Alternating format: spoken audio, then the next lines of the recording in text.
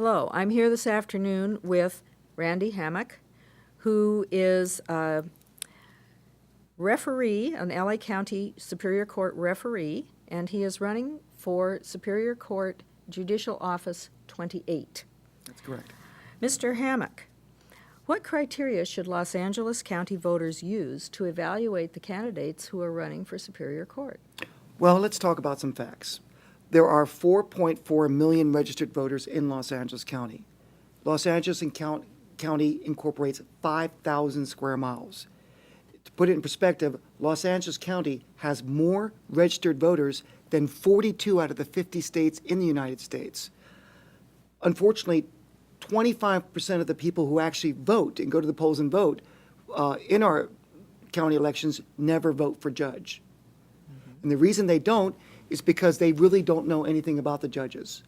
I myself was an attorney for 25 years before I was appointed to the bench in 2007. I never once knew any person ever listed on the ballot for judge.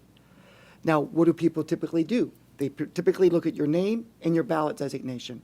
So if women do well, Hispanics do well, and criminal gang prosecutors do well, just purely on the name and the ballot designation. I would suggest that the proper criteria to be used in this very important election would be judicial experience, because this is basically a job, and it's a job interview.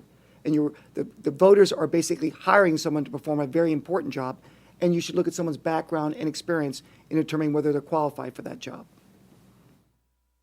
Very good, thank you. Could you describe a situation in which you took a controversial position and explain how you handled it? Well, I thought about this question. Each and every day I've been sitting in the dependency court in Monterey Park for the last 3 years. I hear cases involving severe physical, sexual, and emotional abuse of children by their parents, including incest. So every case I hear is very sensitive and controversial in a lot of ways.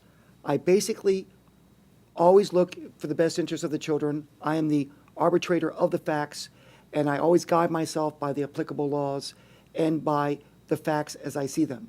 So there's nothing really controversial about that per se, but this is the kind of cases I've been hearing every day. Okay. How much flexibility do you think judges should have in determining the length of sentences? Well, let me make this very clear. As a judge, it is my role only to apply the laws, not to create them. The legislature creates the laws. Now we have, and for many years we've had determinative sentencing. And we had that because we gave too much power to the parole boards, where judges would say 25 to life or 5 to 15. And so instead of the judges deciding the exact sentences, the parole board would end up basically determining the sentences. The voters changed that, or the legislatures changed that 20 some odd years ago. And right now we have determinative sentencing, where a judge has the discretion to choose the midterm, the high term, or the low term, depending on many different factors. I think that that system seems to work, and that judges do exercise their sound discretion in determining which one of those determinative sentencings to impose.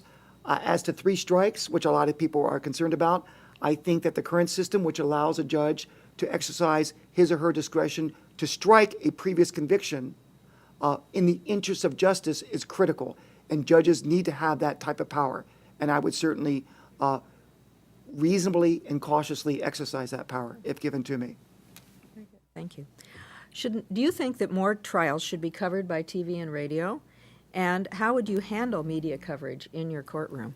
Well, I would note now the law today has a presumption against coverage, and judges are allowed to balance certain interests, the public's right to know versus a defendant's right against prejudice or biasing the jury pool, things of that nature. So I'll follow whatever law is on the books in terms of what presumption is there, because currently there is a proposal to reverse the presumption and have the presumption actually be in favor of allowing media in the courtroom and the court would have to make certain findings not to allow it. My personal opinion is that all things being equal, I think the public does have the right to know what happens in the courtroom via the media, television and radio.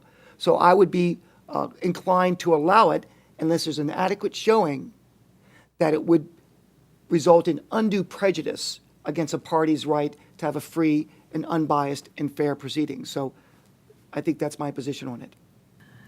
So, Mr. Hammock, what characteristics make you a well-qualified candidate for the Superior Court office that you are seeking? Well, I guess that's the bottom line question, and I'll answer it with the bottom line answer: experience.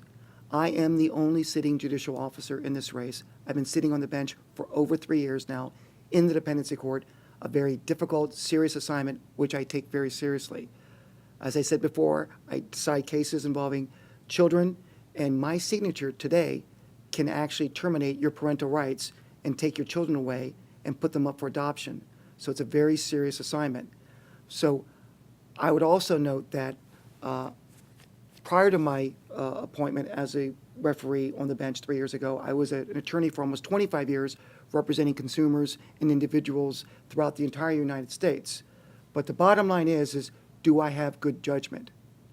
And the decisions I make, I consider very carefully, and I think I'm very reasonable, very prudent, very moderate down the middle, and I use only the facts and the law in making my decisions. I also think it's important to note that people just want to be heard. They want to have their day in court.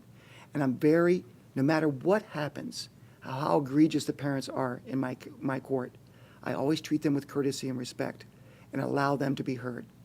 And I think that's a very important characteristic of mine. Well, thank you very much for being with us this afternoon, Mr. Hammock, and we appreciate your participating in this interview process. It's certainly my pleasure to be here, and I have nothing but respect for the neutrality of the League of Women Voters. Thank you very much. Thank you.